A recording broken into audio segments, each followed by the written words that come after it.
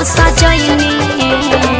लाली liner pink colour उठावा पला गईनी का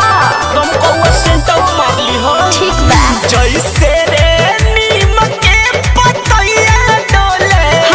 ओ सही जियारा रह डोले सच आवना तो जान लागे जाई जान दिलवा से होले होले कौन रंग के चूड़िया सबरिया तोहके ठीक लागेला बोला ना सुगा पंखी कलो पेन्ही हल हठिया हो अच्छा। सुनर को तो हपेनी कला हटेला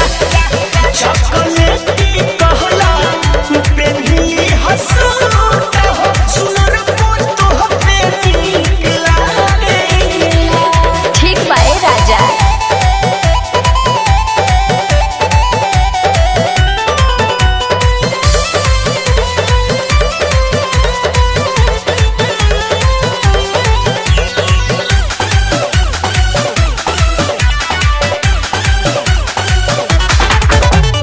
कर सबर ये बोलू पिया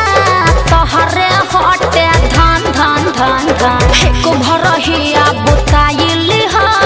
हमारो बाखा खान और बर्दाश्त नहीं के